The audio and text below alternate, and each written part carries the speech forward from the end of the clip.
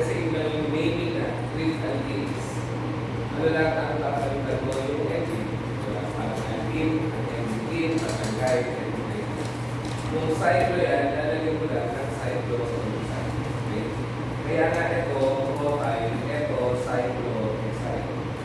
Naaalala ko kasi yung last na last, yung pro-argine nga, tinapat natin sa alin.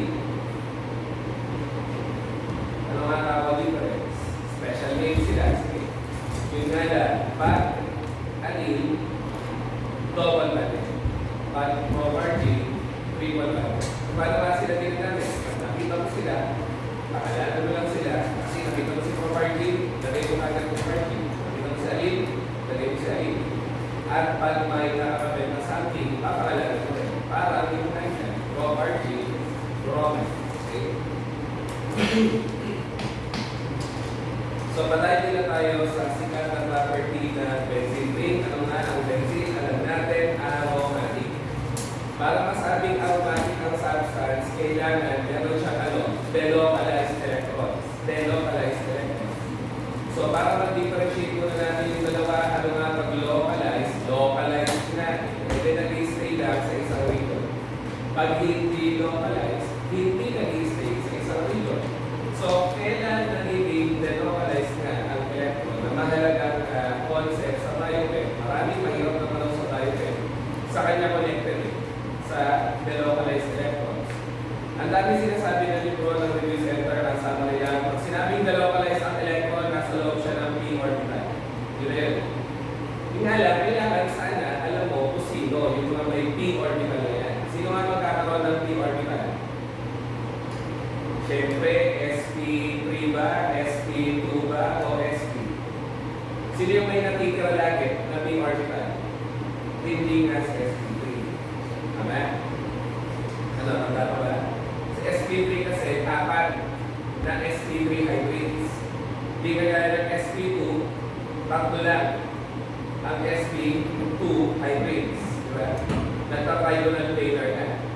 At meron nga siya unhybridized p orbital. So may p orbital yung sp2 at yung sp nga, ganoon din, may dalawang p orbital. So yun ang simula. Kailangan na lang sino muna yung mga hybrid orbital ni carbon na may p orbital. So sp2 at sp. At ano ba? Yun, yung tatlo. Yung tatlong ano ulit? Electronegative atoms na common sa organic compounds, especially sa biomolecules. So, ang punto niyan, pag nakakita ka ng double bond o triple bond na nakakabit sa carbon na may sulfur, oxygen, nitrogen, automatic delocalized yung electron. Kasi nga yung p orbital, kaya mag-donate ng electron, kaya rin tumanggap ng electron. Okay? Kaya kung titignan natin yung example na nandyan, ayan na nga, ayun o, nitrogen, ano yung katabi? Uy, single bonded. So, sp3. So, walang p orbital. Kaya, may X, hindi siya tatanggap ng electron. Okay? Hindi nga kagaya kapag delocalized na electron, laging between p orbitals. Kaya, nasa baba, ayun ang nitrogen, ayun yung carbon mo na naka-double bond. So, sp2. Ito, sp2. Okay? At kung sp2 sila parehas, magkakaroon tayo ng p orbital. Kaya, sige, pwedeng tumanggap ng electron pair na yung carbon na yun. So, yung electron pair ni nitrogen, pag tumalon sa gitna, doon mapupunta yung double bond. Okay? At yung double bond na nauna dito sa kaliwa, napupunta kay carbon. Hindi nga nagtatagal sa isang region. Kaya nga, hindi localized. Kasi pagkatapos noon, babalik. Ano ang essence ng electrons na hindi localized? Imbis na madonate sa iba, yung electron, sinasarili niya. Imbis na madonate sa iba yung electron, sinasarili niya. And therefore, hindi siya reactive. Okay? Ang mga may delocalized electrons, automatic, stable sa reactivity. Kasi hindi nga makadonate ng electrons, no? Sinasarili. Ayun, parang si benzene, di ba? Ang typical na drawing na, gano'n. Kahit kung isulat, hindi man tatagal, tatalon siya doon. Bakit? Kasi double bonded lahat ng carbon.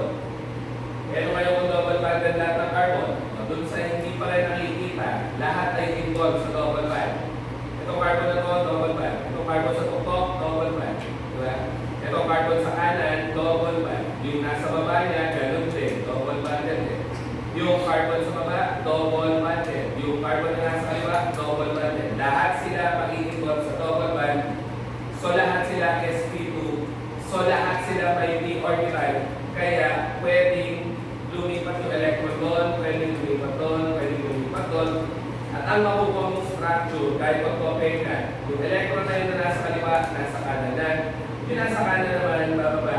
Yung nasa kaliwa na baba, pupunta sa todo kaliwa. Hindi magtatagal, babalik, babalik, babalik. Ganun ang delocalization.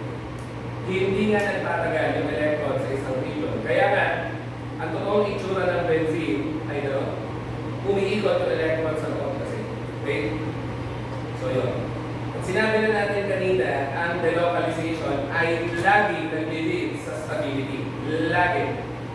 Lagi. Pag sinabi low energy, automatic, stable. Ayun na nga. Ano ang tawag doon sa dalawang limbong na form ni benzene? Yung isa na kagano'n, pag lumipat yung electron, papupunta nga dito sa alternate side, yan nga ay mga hindi tunay na structure. Kaya ang tawag ay resonance contributors.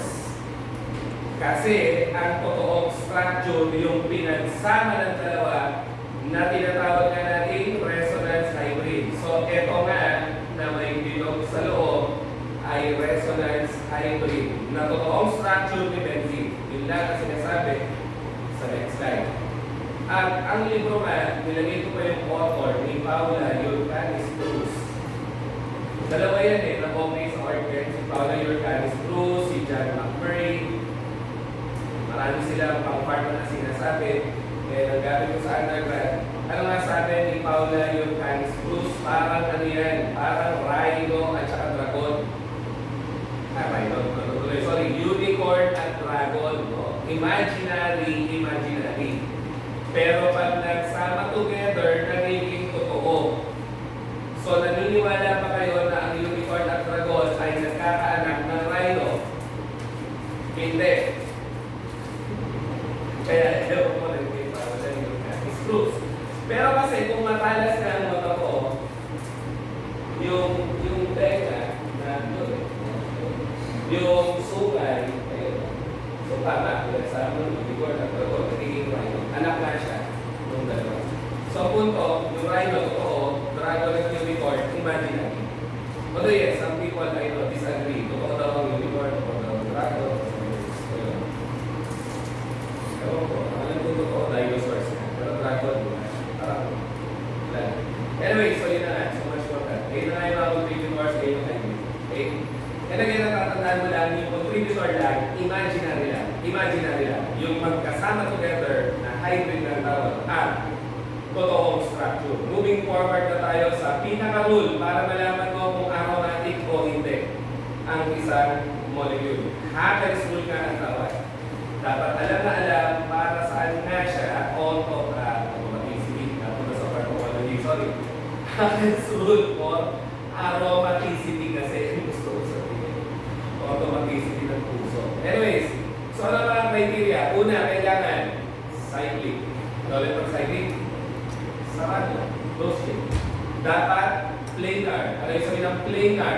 Flat. Dapat conjugated. Ano yung conjugated? Alternating. Double, single, double bond.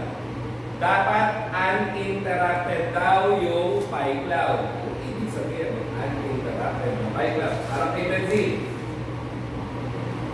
Diba nga? May P, may P, may P, may P, may P, may P. Kapag isa nawala ng P, ayun, interrupted pi cloud. Kasi nga, saan nabubuo yung pi cloud? O pi band? Hindi ba sa P orbital? So, kailangan nga lang lahat ng atoms na magkakadugtong ay may P orbital. Yun na nga yung uninterrupted pi cloud. Para ang electrons nakakaikot throughout the molecule. Kailangan lahat ay may inaambag na P orbital. Yun yun eh. And ang medyo confusing sa ibang estudyante, may bilang daw dapat yung P orbital electrons. Iyan nga ay 4n plus 2. Ano yung N? Any whole number. Ano pinakamaliit na whole number? Hindi ba 1? 4 times 1 plus 2. Yan nga ang minimum number ng electrons sa loob ng lahat ng pi band. So, tingnan natin ulit si benzene. Ayun o, 2, 4, kasi kada band, di ba? Dalawang electron. 6. So, tama. Aromatic si benzene.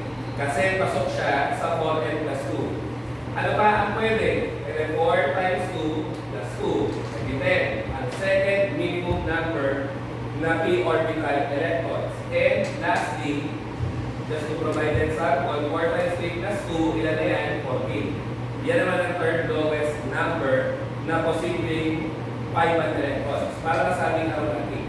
Kaya kung puhusgan natin yung mga nasa baba, yan, yung benzene alam na natin, aromatic, huwag na yung mga aniline, hindi naman tinatalo. So, tingnan natin yung cyclobutadiene. Planar ba? Yes. Flat. Conjugated ba? Yes. Alternating eh. Ang single, double ba? Cyclic ba o sarado? Yes pa rin. Uninterrupted pi cloud? Yes pa rin. Saan siya babagsak? Sa 4n plus 2. Kasi nga, ilan lang ang pi band electrons niya? Di ba kada band na dalawa eh. So, ilan lang yun? 4. Eh di ba ka, kakasod lang natin ang minimum 6. Kaya hindi siya aromatic. Okay? How about si cyclooctatetraene? Unang-unang criteria na flat bagsak. Kasi pataas yung carbon na yun eh. Dapat flat na flat sa papel. Okay? So, doon pa lang tapos na. Hindi siya aromatic. Although yes, conjugated, oo, cycling, oo, uninterrupted pi cloud. Ilan yung electrons sa pi band? 2, 4, 6, 8. Bagsak din sa 4n plus 2. Kasi 6 ang lowest, 10 ang sunod na pangalawang lowest. Ang sa kanya, 8 electrons. So, hindi siya aromatic. Yun ang Havel's rule mo. Kailangan masatisfy lahat ng criteria para masabing aromatic at stable ang molecule. So, yung nasa baba, pasado sana lahat eh, no? Planar, conjugated, cyclic, 4n plus 2. Pero ba't siya babagsak? Ayun. Wala siya nung uninterrupted pi cloud naman. Kasi etong carbon na to, walang double band, so walang pi band, walang p orbital, hindi siya makakatanggap ng electron. Kasi ang pwede nga lang tumanggap ng electron lagi, p orbital, magkakalimutan. So sana buo ang tulog yun, tsaka mga almusal at tanghalian. Ito yung mahirap na part kasi, aromatic heterocycles. Ang challenge sa board, sige, marami nagsasabi, uy, good news, wala ng structure na nakaka-copy paste. Good news pa talaga. Kasi ang ginagawa nga, oo, walang nakaka-copy paste na structure. Ang gagawin sa'yo, ikikwento sa'yo ang structure using sentences. Ang idea or assumption, pag kikwento niya, gets mo. Kunyari, sinabi ko, 5-membered ring, may isang oxygen, may double band sa position 2, position 4. Kilala mo ba agad kung sino? Hindi, di ba? Mahirap pag pinapakinggan mo. Iba pag nakikita mo. Okay? 5-membered ring, aromatic, may double band sa position 2, position 4. Eh, diyan na nga si furan. Mas madali kung i-identify mo na lang eh, kesa nagkikwento siya ng structure. Anyways, ang benzene nga kasi, homocyclic. Bakit tinawag ng homocyclic? Kasi puro carbon. So, anong context ng pagiging homocyclic nga? Cyclic siya, close chain, nagawa sa isang kind lang ng atom. Hindi kagaya pag heterocyclic, may other atom than carbon. Laging gano'n ang context ng term sa orchid. Hetero. May hetero-atom. At pag sinabing hetero-atom, it's any atom other than carbon po. So, benzene yun, eto nga, pyridine. Okay? So, yun ang sinabi.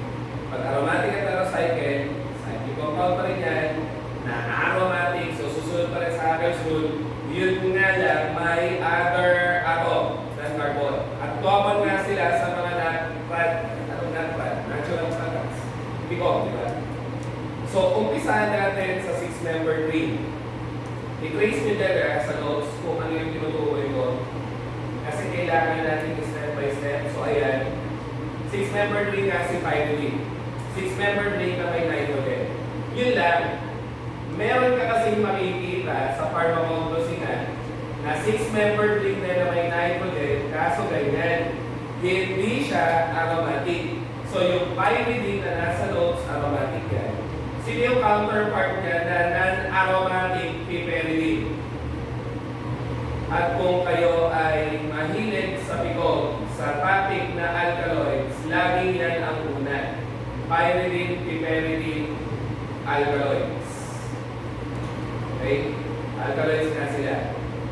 At ang pinakasikat na example ay nicotine. Saan nakukuha nicotine? Tabako. Scientific name? Nicotiana, tabako. Diba? Matapos, ano pa? Alam niyo yung nana? Di ba iba ayaw mag-yosi, painom mo yan? Nana, ano yun? Tinatalong. Betelnat. Betelnat. Ano laman ng betelnat? Arecolin. Arecolin yung alkaloid niya. And yes, yung dalawa ay parehas, pyridine, piperidine. Ayun, no? Di ba nga, kaya nga arecolin si betelnat o nana, kung tawagin ng Pinoy, ano ba, ano ang arecolin yung component niya or constituent? Ano kasi scientific name doon? Areca catechu. Areca catechu. At taray mag-iba ang pyridine, piperidine, alkaloids. 6-membered ring na aromatic ha. Dito na ko si piperidine.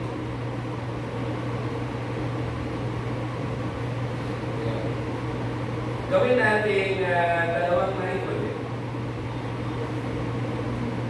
At yan nga ay na-discuss sa inyo ng biochem teacher na bahagi ng nucleic acids. Ano yung mga nitrogenous base ng nucleic acids o DNA, RNA? Hindi ba purine at saka pyridine? So sino nga dyan sa dalawa yan? Pyridine na yan. Pyridine. Mamaya na si purine. So ayun, aromatic pa rin siya. Ginawa mo lang dalawa yung nitrogen. And once again, 6-membered ring pa rin siya. Kasi na 6-membered, alin yung atom. Dalawang nitrogen, 4 na carbon. Okay? So yun. May siningit ako dyan. Hindi ko pinakalanan kasi nandiyan sa picture. May siningit ako dyan, may oxygen. Kaso hindi siya aromatic. Pero kasi mahalaga sa PICOG biochem. Yan na nga si pyrine. So ang pyrine, 6-membered ring, may isang oxygen, kaso mo, hindi siya aromatic. At ang glucose ay nagiging kamukha ng pyrine, kaya ang glucose, glucopyranose. Hindi ko na muna simulan. Okay? So yan, ang mga sikat na 6-membered ring. Kung kakakalimutan na, yung pyrine, hindi siya aromatic. Okay? So doon tayo sa mga 5-membered ring. At magpapalit-palit lang yan between your popular heteroatoms na electronegative na SOM.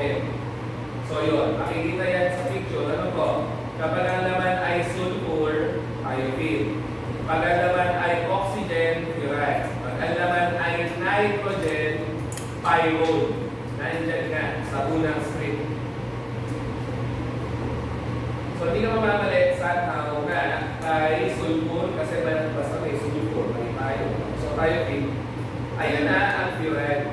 Paano pamilin natin sila sa pyrine? Ano nga difference?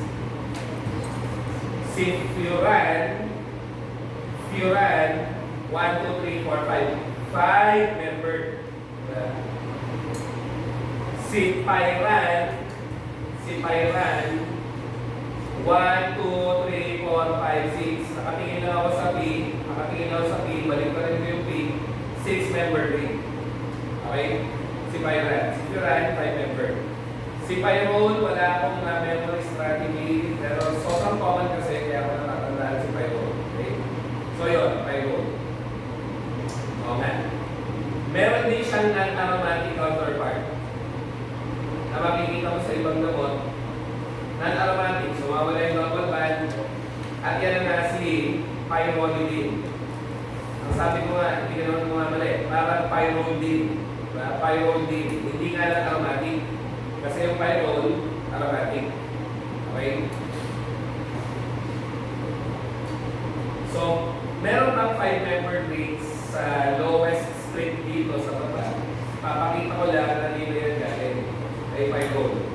Si pyrrole nga, isang nitrogen. Sabay aromatic. Kapag naging dalawa na nitrogen, ano tawag? Hanapin sa notes. Nasa baba. Imidazole. Kahit saan mapwesto. Ayan, nasa second string nga. Ayan. Kahit saan mapwesto. Basta dalawa nitrogen, imidazole. And meron tinatanong dyan forever sa module 1 kasi sa PICOG, ang sabi, siya nga lang ang nag-iisang sikat na imidazole alkaloid. Kinapitalis ko ba? Forever kasi panahon pa lang namin, tinatanong na nga yan, sino itong nag-iisang sikat na imidazole alkaloid na ginagamit sa glaucoma, cholinergic drug nga siya, cholinergic agonist nga siya, pilocarpine. Ang nag-iisa lang ng imidazole alkaloid. So yun. Kapag tatlo na ang nakakabit, kahit huwag nang isulat, nandyan lang yan, triazole. Sana naaalala, azo ang ini-imply niyan nitrogen. Kaya triazo. Tatlo nitrogen eh. Kapag naging apat na, edi malamang tetrazole na. Apat na eh. Okay? So, yun. Siyempre, stability sa sabi nyo, umaga sa first year, ayaw sa ulan nito. Pero binati ko, malamang ito, tapak ko na yung ginagawa. So, ano ang tawag naman sa oxan na may nitrogen? Again, work with the terms. Work with the terms. Huwag puro memorize. Okay? Hanapan mong pattern. So, pag tatlo azo, tatlo nitrogen. Pag tetra ang azo, apat ang nitrogen. Paano kaya kapag oxazole? Alam mo na. Ayan. Oxa na may azo. Nandiyan yan sa loob. Kaya nyo sinulat. Pati ito, triazole, tetrazole, apat. Anyways, madali naman. Sinulat ko na nga. And syempre, basta may sulfur nga daw, may tayo, no? So, kapag nakakita ka ng ganyan, alam mo na kagad, paya na may azo. Thiazole naman na nasa baba rin. Okay? So, yun. Moving on tayo sa mga fused rings bicyclic. Okay? Fused rings bicyclic, meaning dalawang cycle. Ano ulit tawag dito? Benzene. Pag kinabitan ko siya ng ganito sa tabi, ano yung kinabit ko muna? Kasi ganun siya magtanong. Sabi ko, ito daw mga alkaloid na to ay nabuo by fusion ng benzene with ano to? Yan ang binati ko. Ano to? Ayun. Ano ba pyridine? So benzene, idikit ko kay pyridine, ano pangalan? Quinoline. Diba? May quinoline alkaloids. Quinoline alkaloids. Yun. Parang si quinine. Diba? Quinine. Kasi nga, quinoline. Si quinidine. Ganun din. Quinoline. Quinidine. Doon nga kinukuha yung mga generic name. Most of the time. Anyways. So, quinoline yan. Kung quinoline yan, ano naman to? Nanilipat ko lang yung nitrogen sa tabi. Simple lang. Isomer na ni quinoline. Kaya ganun ang pangalan. Isoquinoline. At marami ka rin sikat na alkaloid na ganyan para si 2-bocurarine na lason nga na nag-focus ng paralysis. Sabi ni Toxin. Okay? So, isoquinoline. Isomer ni quinoline. Fused rings. Then, dito maraming mali. Ito madali lang. Pag si benzene, ito dyan sa baba, ikabit mo sa furan, benzofuran. Si benzene, ikabit mo kay thiopine, benzothiopine. Saan maraming mali? Ito. Pag si benzene kasi, pag kinabit mo kay pyrrole, there's no such thing as benzopyrrole. Ang magiging tawag mo nga, indole, nasa baba. Ayan na, binaba ko na sila. Imidazole, okay na. Pyridine, okay na. Kahit saan mapwesto yung dalawang nitrogen. Ito yung sinasabi ko nga, benzene, idikit mo kay pyrrole, ang tawag ay indole. Okay? So yun, yung iba nandyan na nga. Benzofuran, benzothiophene, madali yun. Kasi dinilin ko lang si benzene. Madali rin yung triazole, madali rin yung isoquinolane, madali yung paya na may azo, oxa na may azo, dan tayo sa furan. Dan tayo sa quinolane. So ano nangyari yung natitira? Ayun, yung pangalawa nga na nitrogenous base sa DNA, RNA. Saan nga siya gawa? Sana matalas ang mata. Ayun o. Pyrimidine na dinikit mo sa imidazole. So si purine nga ay gawa sa pyrimidine na finuse mo with imidazole. Sir, hindi ko po makita. Kasi nga, hindi tayo sanay na nagbabasa ng structures. Masanay tayo words left to right lagi. I-tilt mo nga siya pag gano'n, di ba? Ayun ang, tama naman. Kahit magkabalik na din dalawa, i-tilt mo siya, rotate mo, di ba? Counterclockwise. And then nakahiga na siya, ayun po, nakahiga. Imidazole. So, imidazole with pyrimidine ay purine. At yun nga, sa mga biochem na tanong, no, pag sinabi sa'yo nitrogenous base na apat ang nitrogen, purine ka agad. Tama? Apat ang nitrogen eh. Hindi mo nga naman nilimutan, 4 ang nitrogen. Wala lang, 4. 1, 2, 3, 4. 4 ang nitrogen. 1, 2, 3, 4. So yun. Moving on. Kasi siya lang yung gano'n. Hindi niyo maikilahan. Siya lang yung apat ang nitrogen. Anyways, moving on tayo sa aromatic polycycles. Pag sinabing polycycle, ano kaya? Maraming cycle. Maraming benzene ring na yan. Hindi kailangan alam lahat. Ano nga yung nakikita sa Planax na gamot muna? Ano generic? Planax, kailan, lagi na sa mobile sa YouTube. Naproxen, di ba? Naproxen, prime name, Planax, so mahili yan kung walang may arthritis sa bahay nyo, kaya hindi nyo kilala, I guess. Diba? Planax, Eskelan diba? O Eskelan lang yata. So, ayun ako sa brand name. Eskelan. Kaya check na lang po. Eskelan o Eskelan? Eskelan. Okay, thank you. May ano nga siya? Naphthalene. Sir, di ba yung mothballs meron din? Yes. Pero kasi syempre, kung gamot yan ng Planax, may iba pa mga nakakabit. Pag yung nilalagay sa mothballs sa papatay ng ipis at mga insekto sa aparador, naphthalene lang talaga. Okay?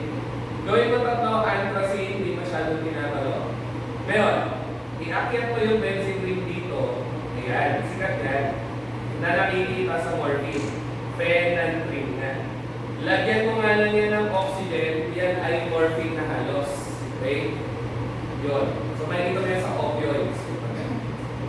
And then yung nasa dulong-dulo, madali, nasa pangalan ko, no? Ayun o, tetra. E may apat. At nangyari na nga rin yan sa module 1, as in nag-copy-paste lang siya na wala lang, time lang na maglagay ng apat na ring na gano'n, hindi naman nilagay na benzene. Sorry sa term, yun naman talaga ginawa eh. Type lang niya mag-copy-paste ng apat na ganyan, tapos ang talong, sino daw ang antibiotic kaya na mukhang ganon.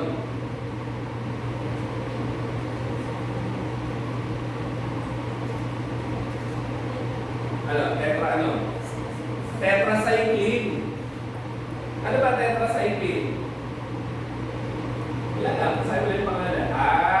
Tetracycline. Parang si doxycycline na ginagamit sa prevention treatment ng leptospirosis.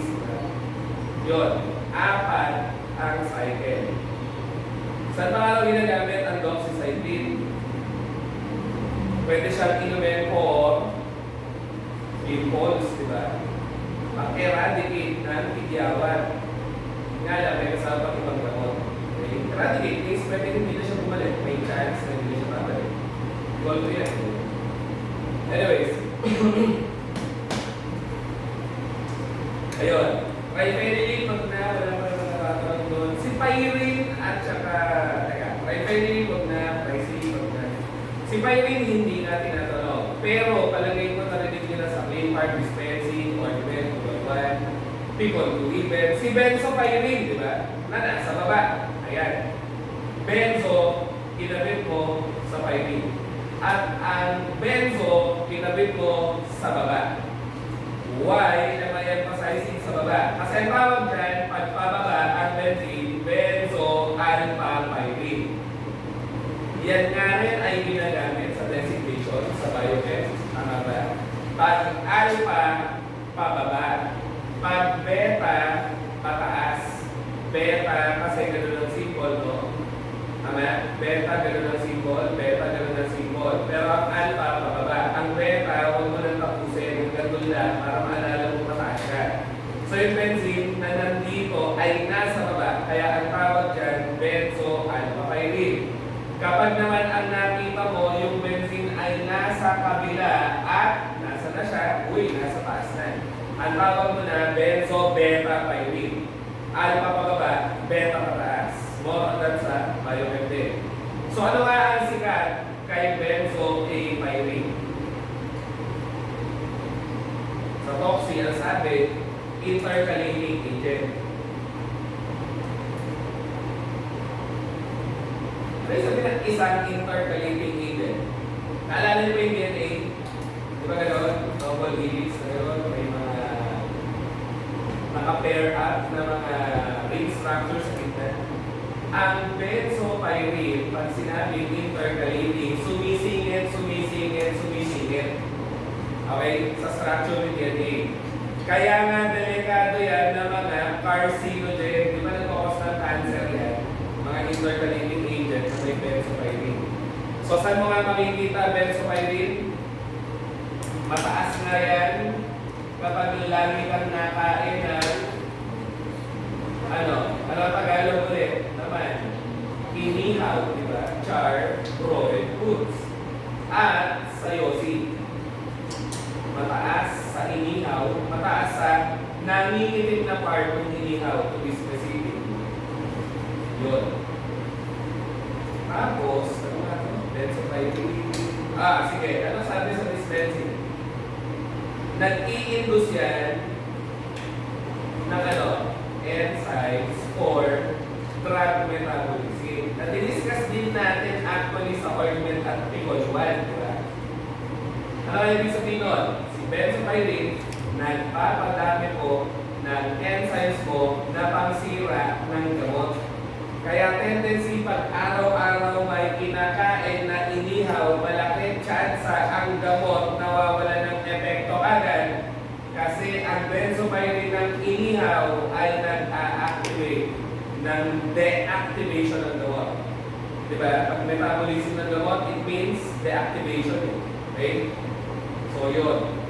With the same board examiner na nagka-copy-paste ng picture dati. Siya rin yun.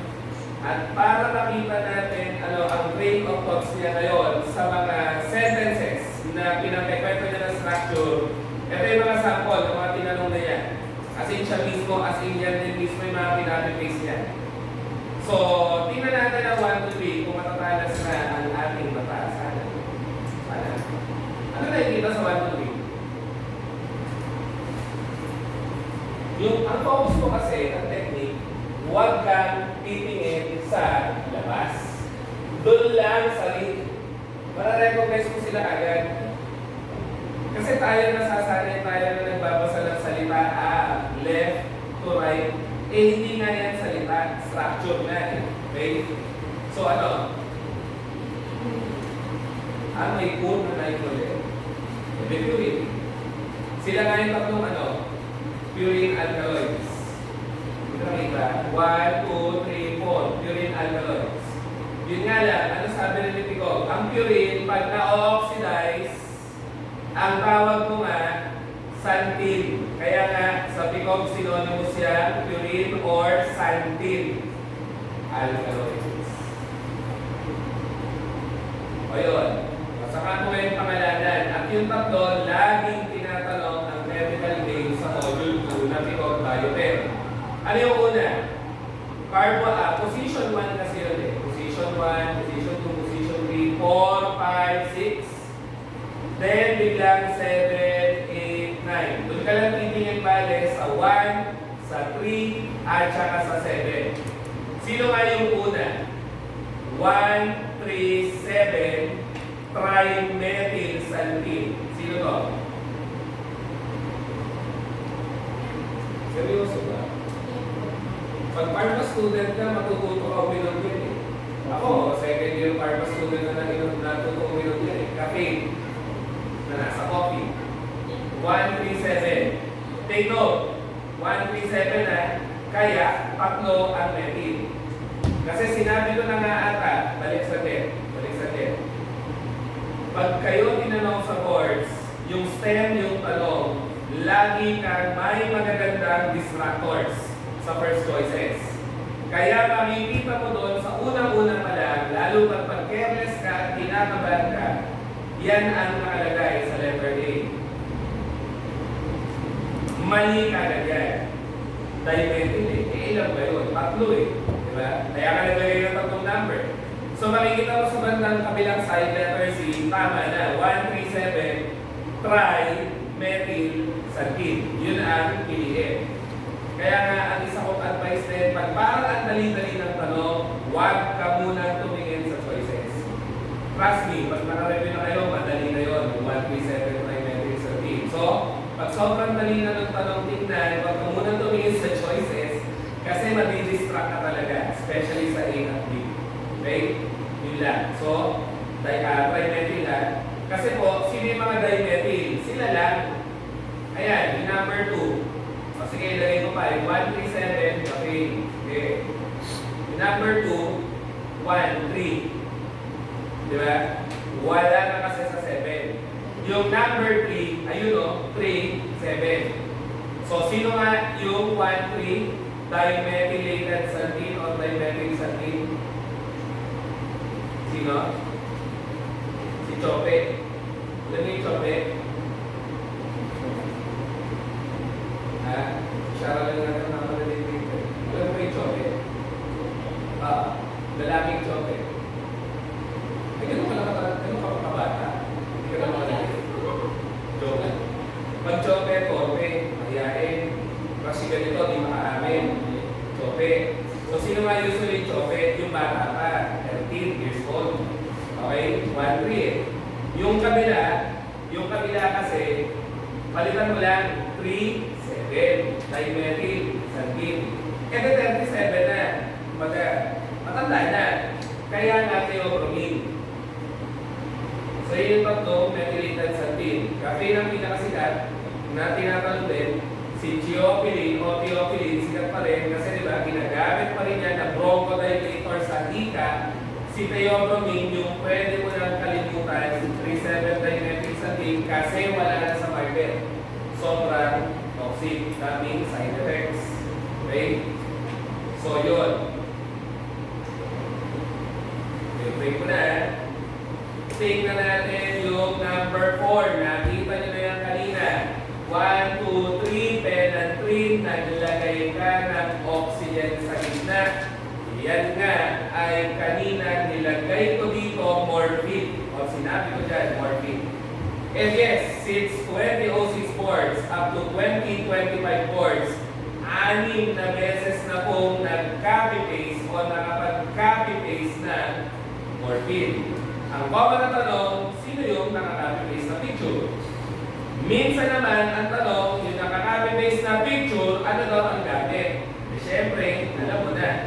Ang morphine ay analgesic. Sana nakita. Penantrin yun, naglagay lang ng oxygen doon. Di ba nga kanina, oxygen ka po, i-turn mo lang, ayan na, magiging morphine na. Penantrin. So yun, mamaya na itong 5, may katoxin na natanong dyan. Ito 6, sino to? Ayun o, Puitolin.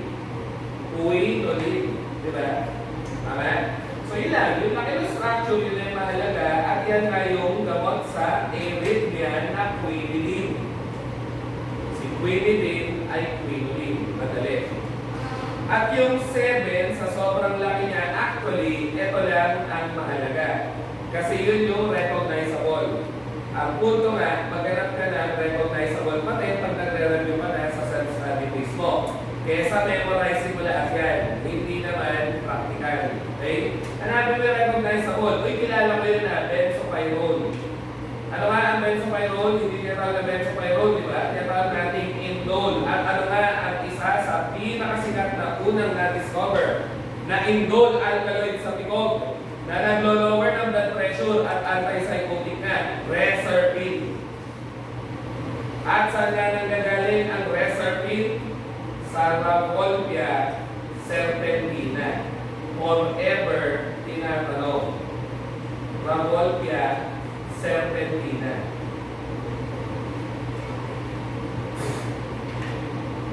Di kasha. Serpentina. Reserpine. Ang alkaloid na indole. Okay, ayun, indole.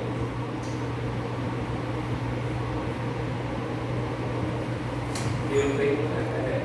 Isip mo muna ito.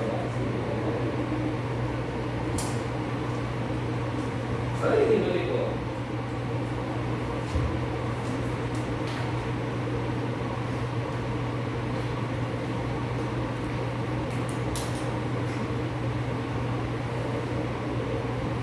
Ano ang tawag doon?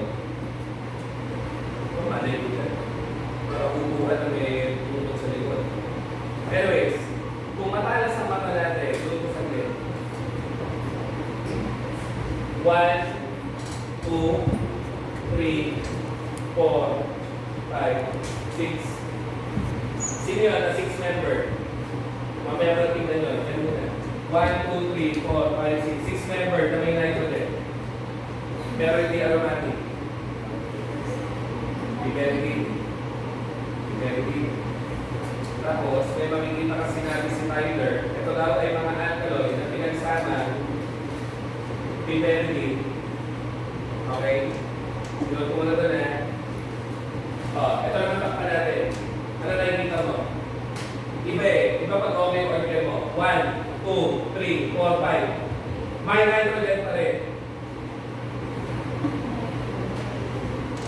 Pero hindi aromatic. Pyrrolidine. Kanina. Ayun kasi yung mismong tanong niya, wala yun. Sino daw yung mga alkaloids na pinagdikit mo ang piperidine at pyrrolidine? As in fusion products ang mga alkaloids na to ng piperidine, pyrrolidine. Yan. Saka mo ngayon, i-try i-identify yan gamit ang pinag-notes mo. Sino nga yun? Propane kasi. Propane alkaloids. Sino nga ang mga sikat na propane alkaloids? Isa ay nandyan. Opo, yung local anesthetic dati para sa ino-operahan sa mata ay propane alkaloids. Si cocaine. Na ngayon ay drug of abuse na. At syempre, malimutan mo na lahat. Huwag lang ang pinaka-common na propane alkaloid. Kaya gano'n ang pangalan eh, atropine. Kasi propane alkaloid siya. So ito ay cocaine. Si cocaine na ay anong klaseng local anesthetic? Sabi ng appointment teacher nyo. RCOOR. RCOOR. Puro siya ester. Laging tinatanong din. Okay? Si cocaine ay ester na local anesthetic. Kaya madali sana siyang mabiyak o ma-metabolize. Kasi ang ester madali ma-metabolize. Kaso addictive. So yun, ang masakit sa ulo na. Si propane, tandaan mo lang sana yung itsura. Mukha nga siyang upuan na may tungkol sa likod. Tapos may nitrogen. At sana lang ma-recognize mo paano siyang binuo. Ayun na nga, pinalik ko pa. Fusion product na siya ng piperidine at pyrrolidine. Pinagdikit, di ba? So yun ang story ng orchid. Yun ang mga gamit niya. Pagkikwento siya ng orchid terms. So ikaw, kung di ka aral o di ka pamilya, di ba? Ano yun? Ano yung piperidine, pyrrolidine pag pinagsama, malay ko doon. Kahit ako, hindi ko sasagutan. Kung ako ay estudyante. Kasi ganit na ako sa chemistry. Okay? So, moving on tayo sa naming ng mono-substituted benzene. So, simple lang ito. Pangalanan mo lang yung nakakabel, duktungan mo ng benzene. Kaya nga, ano pangalan mo una? Bromo-benzene. Yung sinulat ha. Ito nga ay mas sikat sa form na ganito. NO2. Ito lang yung itong structure. Sige. Nitrobenzene. Hindi ko lang po sinulat. Okay? Ito yung mahalaga, di-substituted benzene. So, pag di-substituted, malamang dalawa na kami. Dalawa kasi method. Pwede kang gumamit ng numbers, pwede kang gumamit ng prefixes, at mas mahalaga sa pharma ang paggamit ng prefixes. So, ito muna, yung mga general terms. Kapag may benzene ka, na yung naunang substituent ay nandyan at nandito yung pangalawa, so ano yan? 1, 2. 1 at 2. Ang 1, 2, ano ang katumbas na prefix na ortho. Yun yung dapat talaga. Minsan na makikita mo pa, letra lang, letter O. Okay? O yun. Kapag ang substituents mo ay ganyan na, 1, 3 na. 1, 3. 1 at saka 3. Kasi nga, 1, 2, 3. Ang tawag mo na meta. Meta. Or pwede nga letter M na lang sa umpisa. And lastly, ito na po. Kapag opposite sides na number 4 na ang numbering, ano na to? 1, 4. Diba? So, ano ang magiging prefix para? Or letter P sa umpisa. So, yun lang yun. Pag sinabing, ganun kasi ang usage niyan, pag sinabing ortho to each other, magkatabi. Pag meta to each other, 1, 3, hindi masyadong magkatabi. Pag opposite sides each other, para sa isa't isa. Hindi naman talaga eh. Para to each other. Opposite sides. Okay? Kasi yan din ang ginagamit ng terminology sa mga reaction, lalo na sa biochem. So yun. At saka orgme. Feel free ko ha. Tingnan natin, paano gamitin? Ortho, meta, para ang mahalaga. So ano to? Meta. Tama. So ano magiging pangalan? M. Sino na yung susulat? Chloro, iodo. Siyempre, chloro, iodo, benzene. Bakit siyempre, ano ulit ang pagsusulat? Alpha, beta. Diba? O next, madali na. Bromo. Nitro. So, bromo, nitro, benzene. And ano lang mula? Meta sa isa't isa. And lastly, chloro at ethyl. Sino na yung susulat? Chloro. Chloro, tapos ethyl. Eh, siyempre, one word with benzene. Yun lang. Opposite side. So, para sa isa't isa. Okay? Para to each other.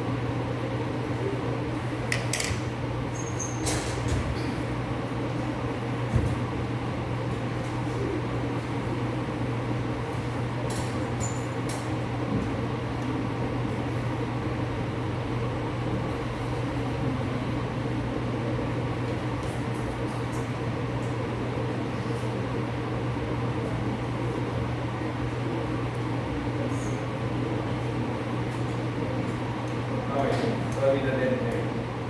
Moving on tayo sa special names. Pag special name naman, ang sabi lang naman yung mga mono, substituted benzene, meron nakakabit na isa. May iba dyan, may special name. Ang sabi lang ng mga libro, kung may special name, gamitin mo na para umiksi na na. At automatic yung substituent na yun, magiging position 1. Yun yung essence do sinabi sa okto. So mukha lang marami ko kasi nakakamit pa yung benzene. Tanggalin mo yung mga benzene, maliliit lang sila. Okay? Wala lang. Bago kayo matoxic, bago kayo mahilo, ang hindi na mo lang dyan, yung nakakabit kay benzene.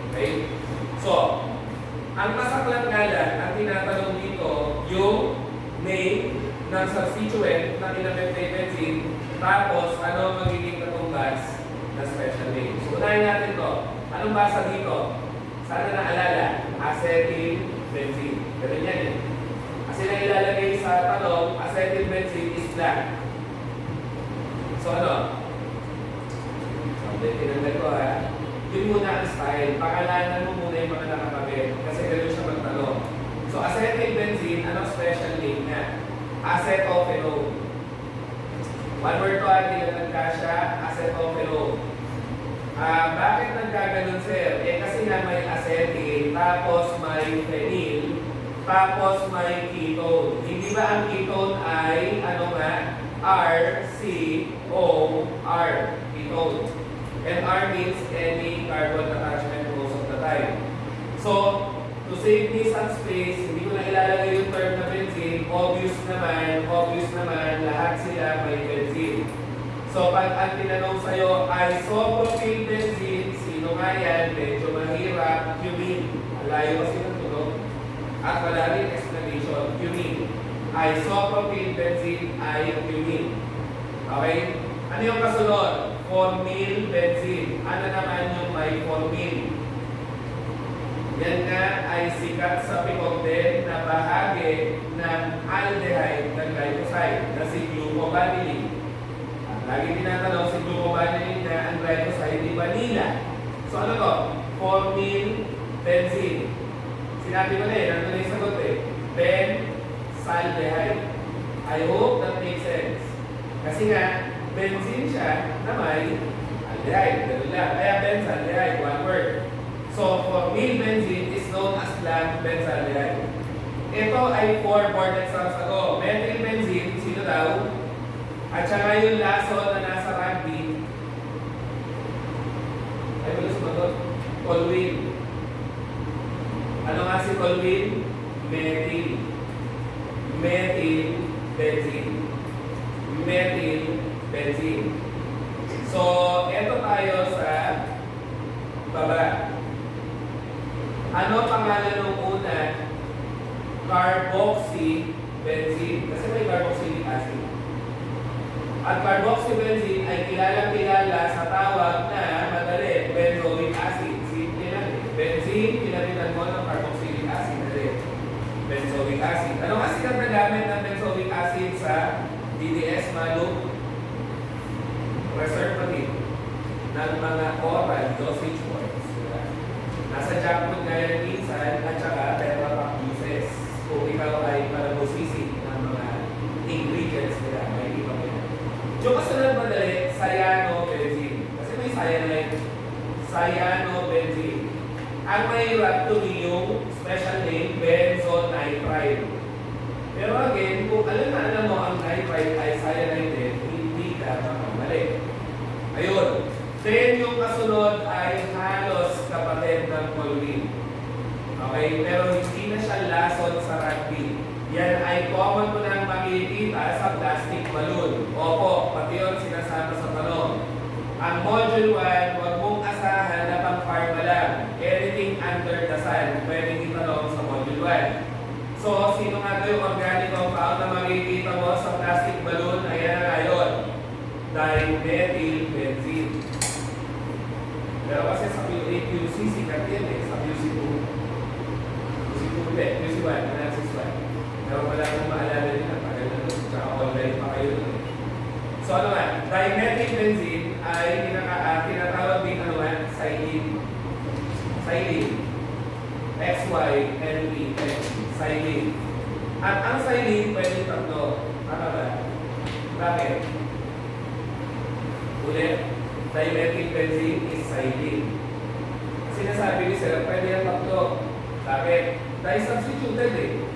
Basta disubstituted, pwede ka lagi mag-ortho. So, ortho-xylene yan, magkatabi. Pwede kang makakita ng xylene na yung pangalawang methyl ay nandun. So, ano na yan?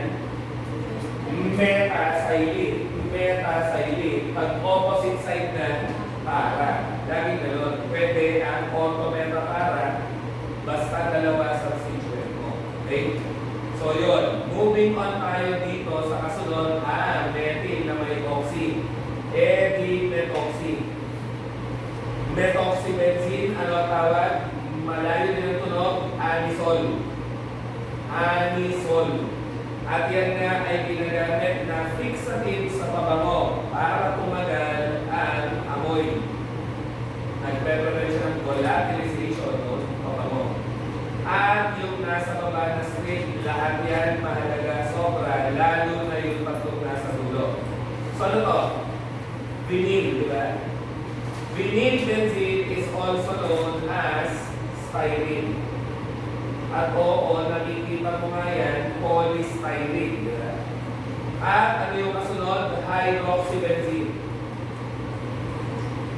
Nasikat sa tawag na phenol, na disinfectant na hino, sino nakadiscover sa micron or net? Joseph Lister. So, phenol, ano sinulin pa? Carbolic acid. Carbolic acid. So, acidic ha, phenol. Then, yung aminobenzene, dapat alam na alam, ang tawag mo nga dyan, aniline. Kasi dami gamot sa kanya ng galing. Local anesthetics, paracetamol, dyan galing. Okay? Ano ba tawag kay aminobenzene? Aniline. Aniline. Aniline or aniline. Yan talaga yung N na D.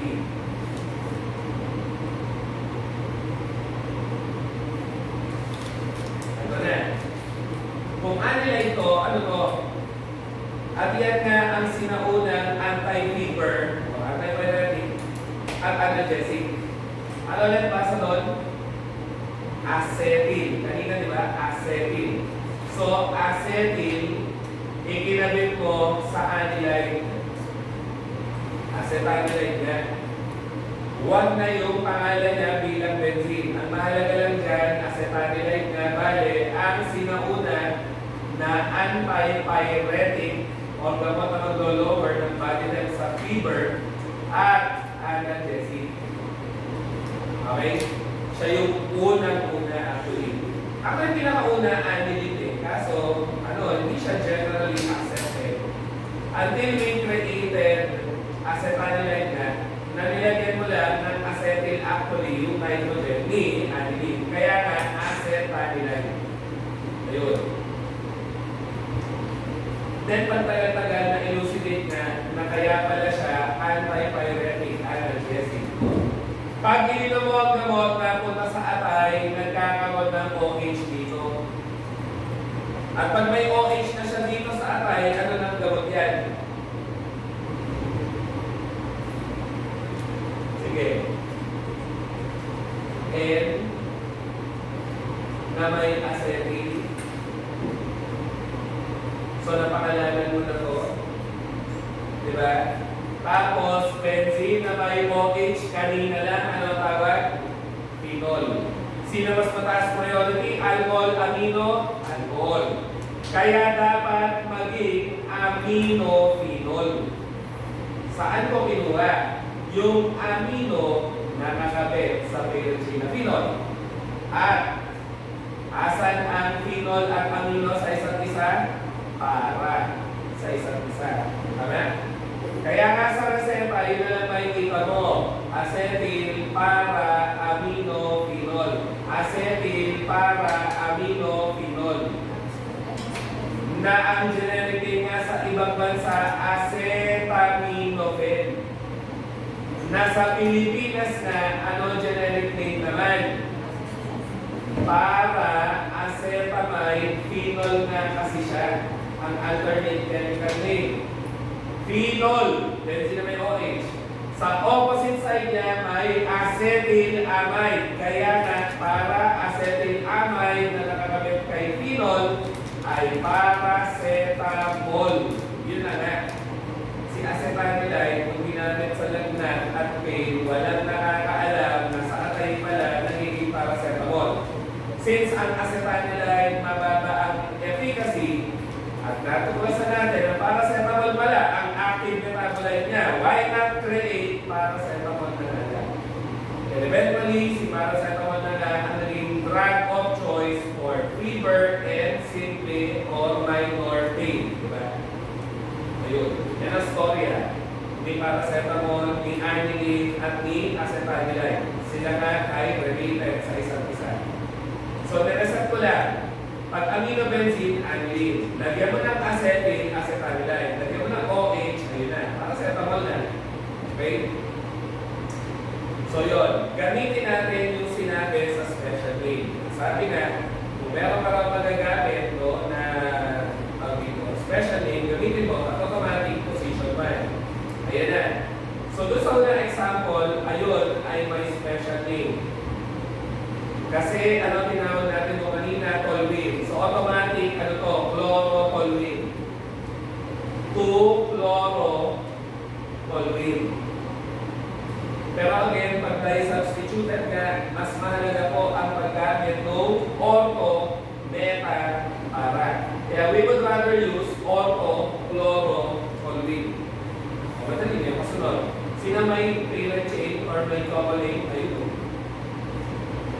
Aminobenzene, ano tawag? Kaka-discuss lang kanina. Aniline. So, ano nakakabit kay aniline? Nitro, sa nakakabit ang nitro? Sa para. So, para, nitro, aniline. One word. Ganun lang.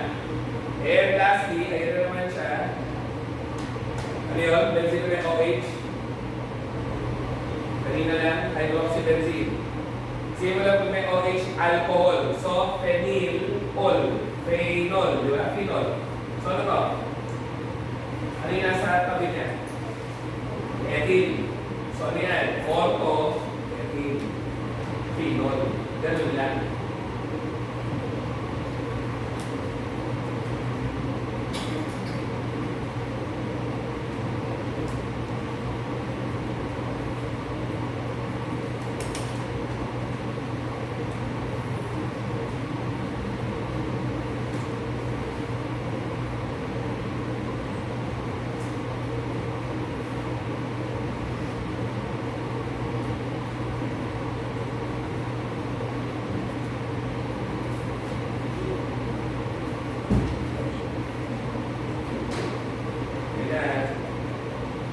So, dyan matatapos ang special names ng mono-substituted benzene. Although may isang nakasingit na tayo. Kasi nga ba wait, there's more. Oo, meron pa. Di-substituted ka na. Okay? So, yun. Kagaya niyan. Diba toluene yun? Diba aniline yun? Pag magkasama sila together, ano tawag? Toluene. At anong klaseng toluene yan? Opo.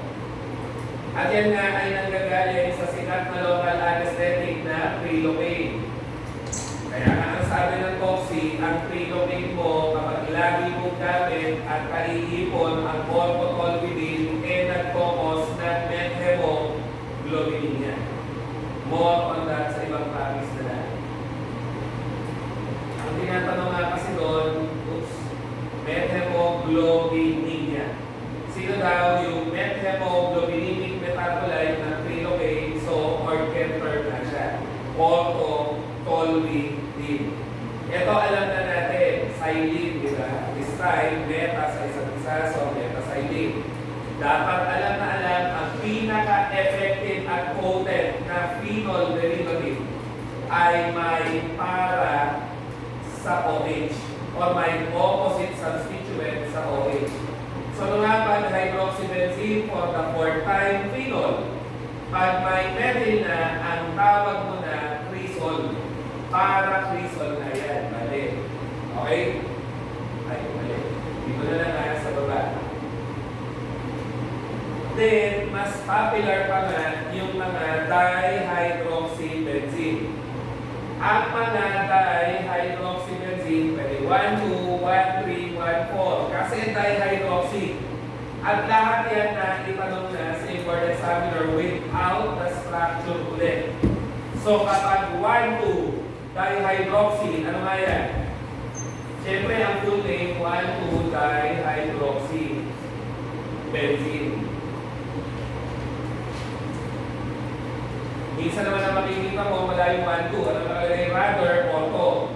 Siyempre, ang assumption, alam mo na 1,2 ortho. Katabi.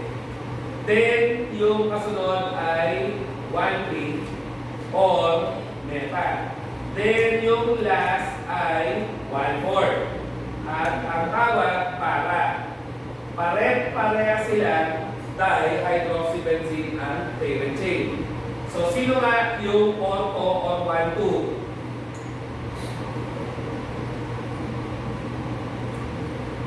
Yun yan.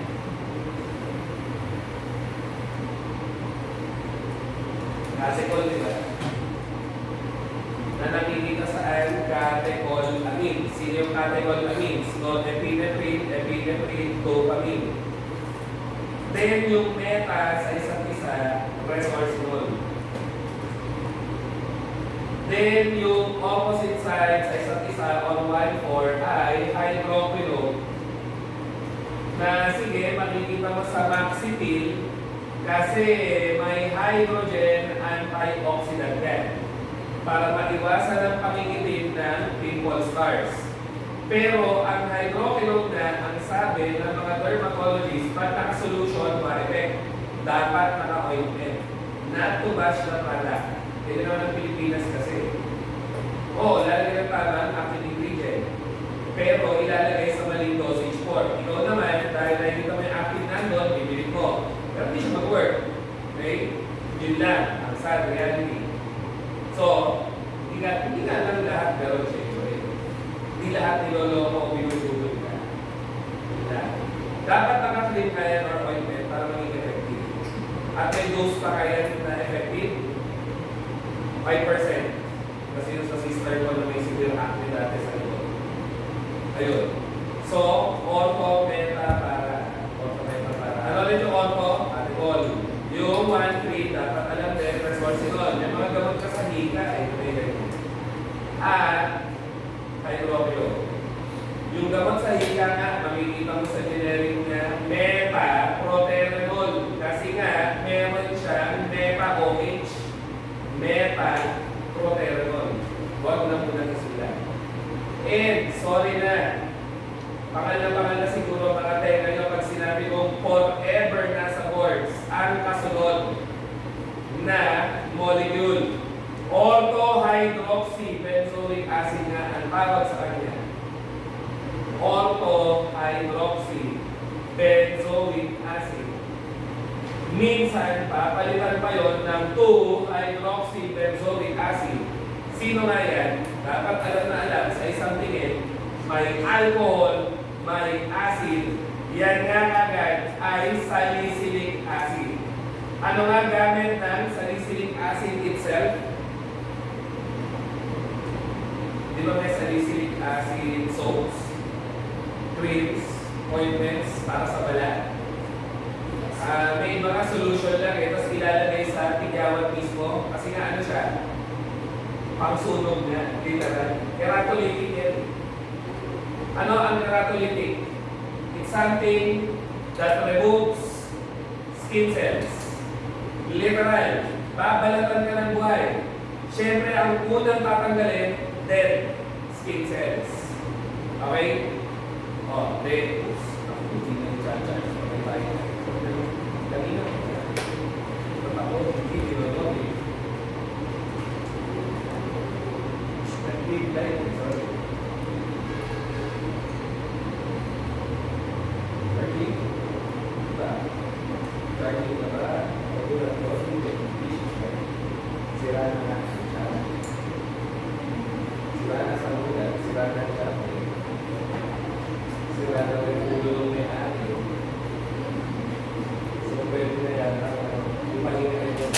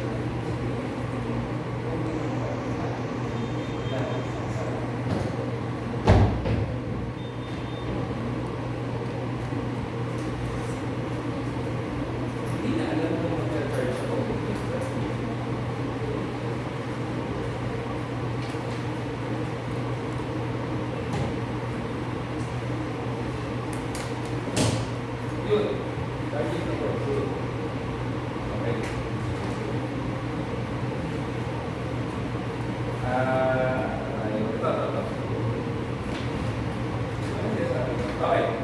Eh, salicylic acid dyan. Di ba? Ano nga ang tawag sa gamot mo kapag nilagyan mo siya ng gano'n dito? Ayan na naman, paulit-ulit lang to. Acetyl. So ano to? Acetyl, salicylic acid, nasikat nga sa generic na aspirin. So, huwag ka lilimutan. Kailangan aspirin siya pag nagawa mo tableta. Kasi pag nabiyak yan ng moisture, yung raw material powder mo, nabiyak ng moisture sa air at naka-generate ng salicylic acid. Tapos nailagay mo sa tableta. Pag nainom ng tao, para niyang binalatan ang kanyang bituka. Pulserogenic sobra. Okay? Kaya nga, may testing ka nga na ginagamit pang-detect ng salicylic acid na nasa QC2 or analysis 2. Lagyan mo doon ng perchloride. Perchloride test ay pang-test ng presence or absence ng salicylic acid kasi. So, kung yung raw material mo, medyo hindi ka confident kung pure aspirin pa siya, baka may salicylic acid na pala. Kuha ka lang ng perchloride reagent, ipatak mo ang perchloride sa sample solution ng sinususpecha mo may salicylic acid. Kapag yan nag-violet, matakot ka na, huwag mo na gawin pagleta, ipadispose mo na. O, kung kayo ay gumagawa din ng mga salicylic acid products, based products, doon mo gamitin. Huwag ipapailo. Kasi nga, may salicylic acid na siya, pag nag-violet na. Yun, delikado yan. Nakakabutas ng bituka, literal. Okay? Moving forward tayo sa naming ng polysubstituted benzene. So, dito wala kang choice. Magna-number ka talaga. Pero, pag may common name or special name ang isang substituent, gamitin mo pa rin para mas maiksi. What do I mean? Ayan.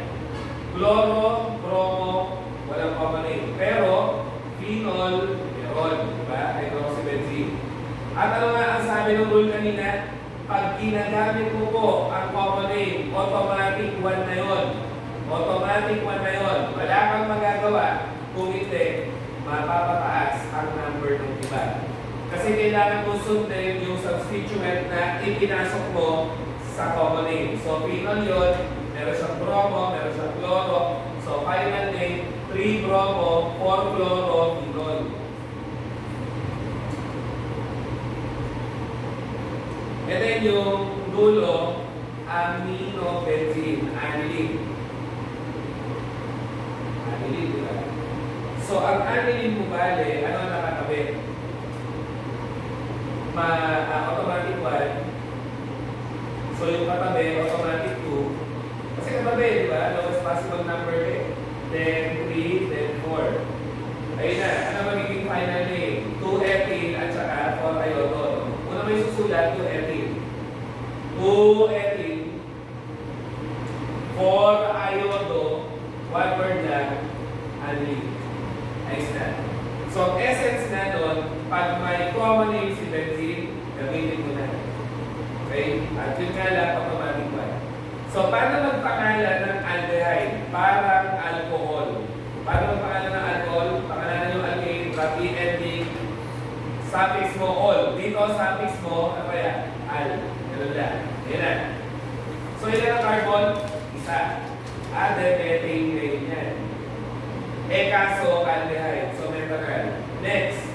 Dalawang carbon. Ethanol yan. Next. 1, 2, 3. 2 bromo. May bromo propanol. Ayos na. At may mga aldehyde ka na may common name. Okay? So, yun. Ito, at saka ito, ay sikat na. Ano sikat na common name ng methanol?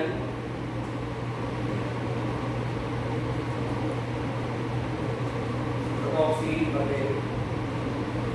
Ayun, di ba?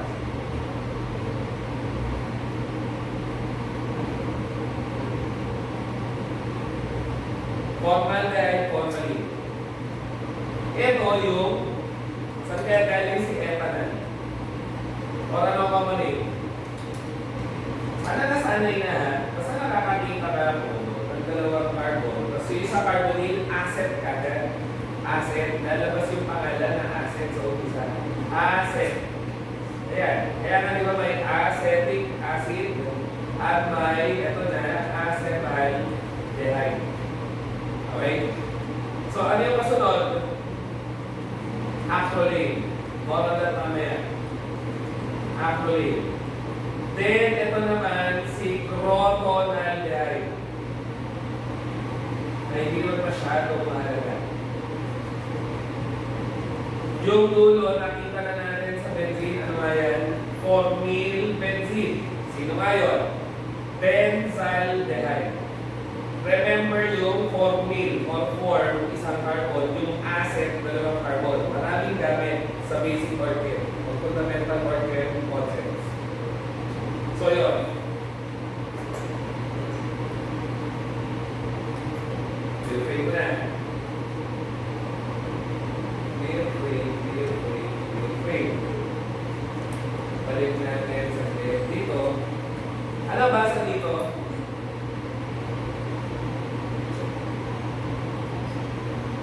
Ano ba sa alcohol? Sa carbon? Methanol? Ano ba sa baba? O dalawang carbon, and then ethane. Dalawang alcohol, ethanol. Yan nga yung ala. Diba? O alcohol na nasa intoxicating beverages. Si ala, seres-depressant. Nasa kanya yung pleasurable effects. Kapag nga siya na-oxidize, ano sabi?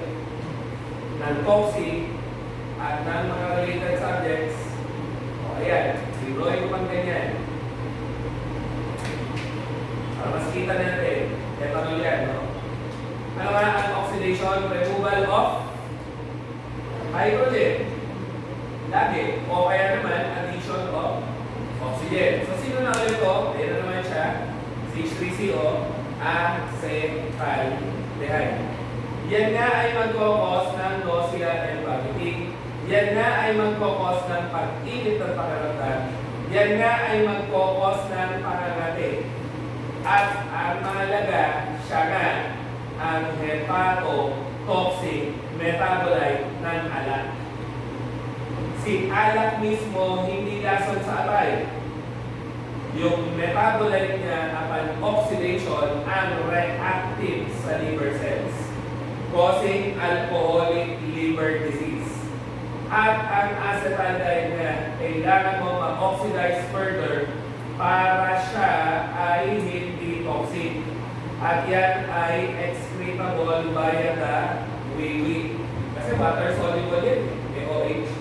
So yan na nga yung acetic acid. So again, ang acetaldehyde na, ang systematic name, ethanol. Make sense, no?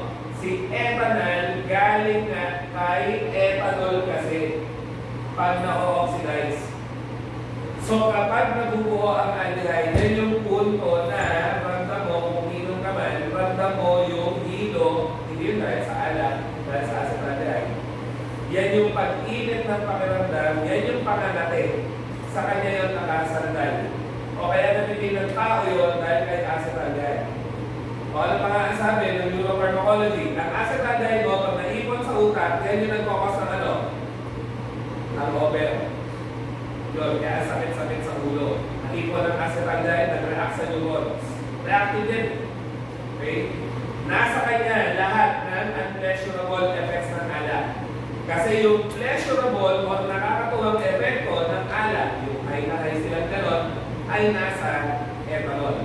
So bakit ko pinagtabi with methanol? Ano nga ang forever nasa words din na gamit ng ethanol na chemistry related din ang konsepto. Antidote nga siya sa methanol. Tama ba? Ano Riza? Hindi ko naman napapag-reach ka na sa narinig mo o hindi ko na mabasa. Ha? Okay, sorry. Si methanol kasi. Saan mo pwede ito accidentally mainom? Sa improperly distilled na alak. Yung mga lambanog sa probinsya, Pag hindi properly distilled, nakakontaminate ng methanol. So pag nainom ng tao, anong delikado? Ganon pa rin, patuloy na ganon pa rin, o-oxidize. Sila muna. Kasi kailangan natin makita na ang oxidation nga ay tanggal hydrogen na yun, tinanggal. Sorry.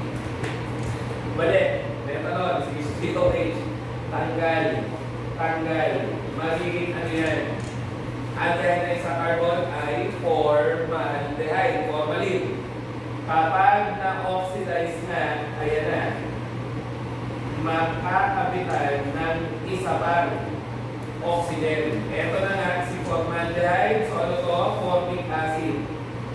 At ang formic acid na ay lason sa neurons at yan ay nakakabulag.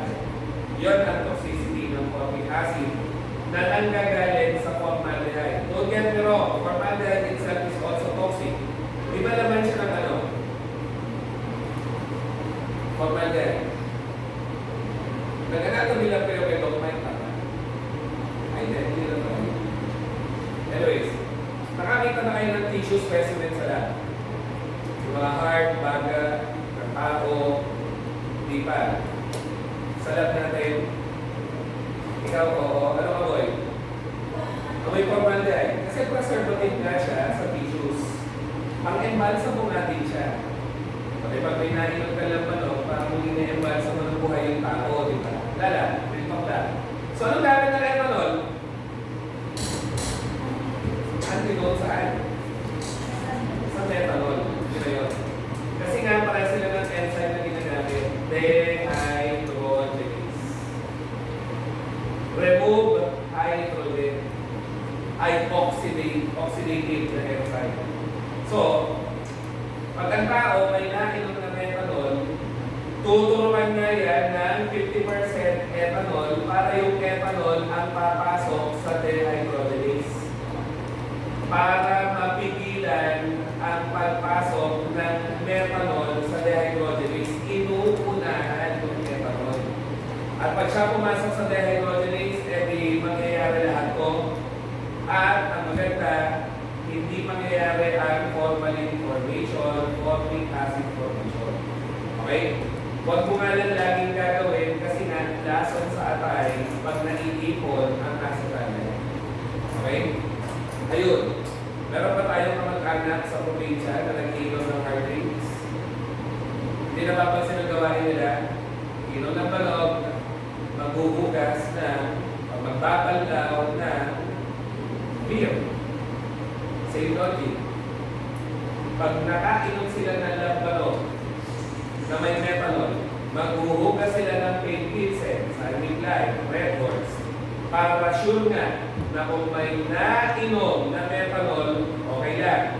Pag naghugas sila ng beer, garantisado, ethanol ang laman nun. Garantisado, yung ethanol. So, yun ngayon ang papasok sa dehydrogenase. Eto ngayon, hindi mo na metabolize, so safe sila sa harmful effects ng methanol. At sabi nga ng teacher ko sa pharmacotherapy specialist, nakalain mo mga lasingkero ay toxicologist. Kasi nauunawaan nila ang konsepto ng kanilang ginagawang pagbabadlaw. Diba? Yung logic na. Okay? So, yun. Anyways, sige. Ano nga ito? Acrolane. Tinatanong, sorry po, ayaw pa-name ni acrolane. Yan ang carbon, 1, 2, 3. So, enal. Propane saan ano? Kaso alkene. So, kailangan mo ng in. Priority mo yung aldehyde, kaya propane. At yan na ay napoproduce sa glycerol. Sa biochem lab nga, meron tinatawag na glycerol test. Iinitan mo yung glycerol, magiging acrolane. Yung acrolane, maaamoy mo, masakit sa ilong. Okay? Pero ingat-ingat, it can damage the airways pag sobrang nalanghap. So yun yung acrolane.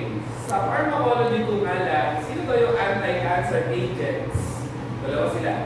Na pwede maging acrolane At ang acrolein nga kasi ay pwedeng mag-cause ng pagdurugo ng urinary bladder na kung tawagin natin hemorrhagic cystitis.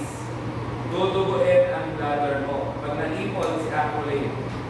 Dalawang gamot yan na fosfamide ang dulo, cyclophosphamide nga, at saka ifosfamide. Okay? Ulit, yan dalawang anti-cancer, pag naging acrolein, doon sila mag-focus ng hemorrhagic cystitis. Okay? Yun lang. Hindi sila mismo rin. Yung acrolein na nanggagaling sa kanila. Then, ito nga, protonaldehyde, hindi na mahalaga. Benzaldehyde, okay din. Discuss natin. So, yun. Saan ulit dominant na nakikita ang aldehydes? Sa carbohydrates. Making them the most abundant organic compounds in nature. Bakit? Kasi carbohydrates, saan marami? Sa halaman. Ang halaman laging mas marami sa tao. Yun lang. Diba starch, cellulose, mga carbohydrate yan na halaman. So, idamay mo pa ketone kasi diba, may sucrose ka eh. Ang sucrose, may fructose. Ang fructose ay ketone. Ulit sila. Ang mga asukal bale ay aldose ketose. Asukal ay mayaman sa halaman kasi halaman can create carbohydrates. Tao, hindi. We can only utilize carbohydrates for energy production. Then last topic before we take the first break, ketones na nga. Ano general formula? RCOR. So, ayun. Ganun pa rin ang pag-delete. Palitan mo lang yung dulo ng cone. So, tingnan natin. 1, 2, 3. Sino nga yun? Propanone. Ay pala ng number.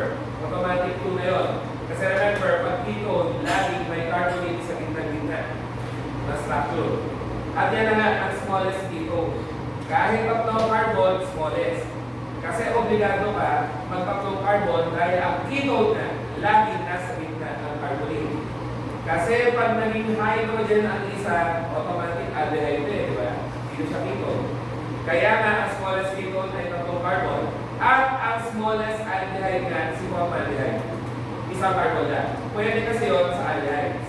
Pero hindi nga yan pwede sa ketones dahil ang ketone ay laging may mga carbon sa magkabilang side ng carbonate.